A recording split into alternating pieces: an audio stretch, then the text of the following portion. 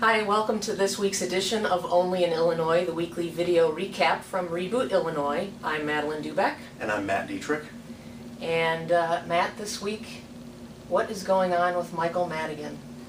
Well, Speaker Madigan has his idea about pension reform, Senate President John Cullerton has his idea about pension reform, and Speaker Madigan has taken President Cullerton's bill and amended it to put Speaker Madigan's bill onto it as an amendment and delete all of Senate President Cullerton's language. Effectively, he's killing the other bill and making his bill the only surviving one. We're talking, of course, about pension reform, and the governor and Madigan and Cullerton and other key leaders met this afternoon and accomplished nothing. So we have a special session day set for next Wednesday and a committee hearing on Tuesday, and at the moment it's looking like more tax dollars to pay legislators to do nothing. Exactly, and the two sides on this really are intractable at this point because President Cullerton's bill, which he drafted with help from the union coalition,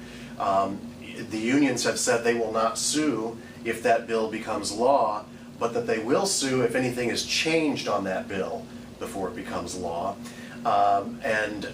which kind of eliminates any possibility of compromise in that area.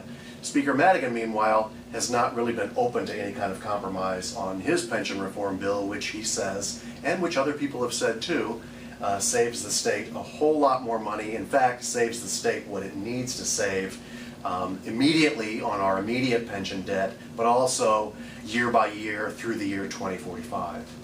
So you also set off a bit of a firestorm this week with one of your blog posts that was kind of a reflection of some discussion we've seen on our pages for a long time, and has been around for decades, but it really seems to be growing stronger, and that's kind of the divide between north of I-80 in Illinois and south of I-80 in Illinois.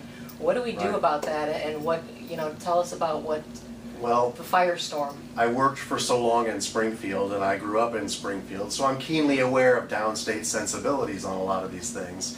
And my blog post this week came from a town hall forum that I attended last week in Springfield that featured Governor Edgar and some others on a panel talking about the two-state Illinois, which is Chicago and the rest of the state.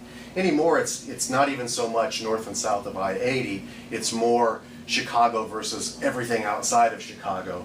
And Governor Edgar's point was that this is largely a perception, and it comes these days from the fact that leadership in the legislature is so heavily concentrated with Chicago and Chicago area lawmakers.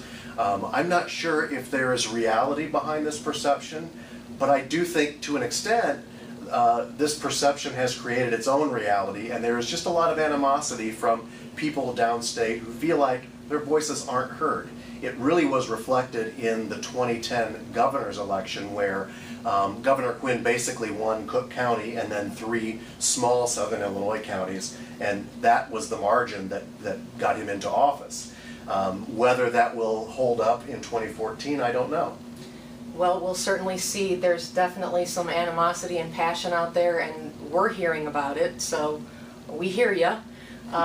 Hopefully we can all learn to get along and actually get something done about pension reform at some point here, but it's not looking good at the moment. So that's it for this week. We'll see you on the next edition of Only in Illinois.